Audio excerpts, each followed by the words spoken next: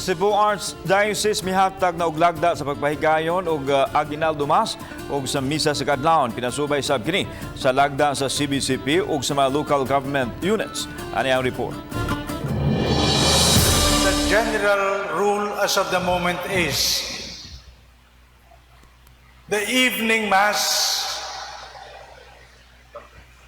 prior to the Aguinaldo and the 16th, meaning the 15th mass, may be celebrated like Aguinaldo Mass, meaning in memory of the Blessed Virgin Mary with white vestments and with Gloria.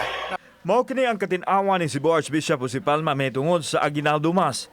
Mamahimo nang mutambong sa misa sa gabi ug pwede na nga dili mutambong sa misa sa kadlawon kay managsamara ang liturhiya nga gamiton. Sugdan kini sa Disyembre 15 sa gabi. Gawas lang sa Sabado ug Domingo sa gabi.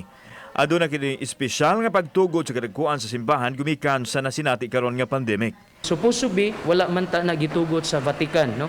Apan karon kay naa man ta sa pandemic, no? Anaa ta sa pandemya, mauni siya ang special nga arrangement, no? Arrangement nato. Samtang nagpaabot pa ang simbahan sa luwatan ng kamanduan sa mga LGU, ilabi na sa mga dakbayan. Lakip nini ang schedule o oras sa misa. Hinoon, wala kay isyu sa lalawigan sa Sugbo sanglit medyo luag naman ang patakaran sa mga lungsod subay sa gibatuman sa Kapitolyo.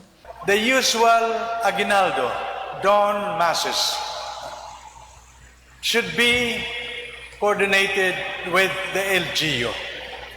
In the rural areas with Governor Gwen, no problem.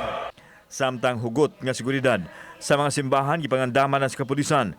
Muhangyo ang Cebu City Police Office sa mayor nga ipabilin gihapon ang pagdala sa mga quarantine pass aron makontrol ang mga tao nga modagsa sa mga simbahan. We are also requiring with the barangay officials. We are appealing to the barangay officials because sila man ang nakibalog yun o unsay mga activity within their barangay.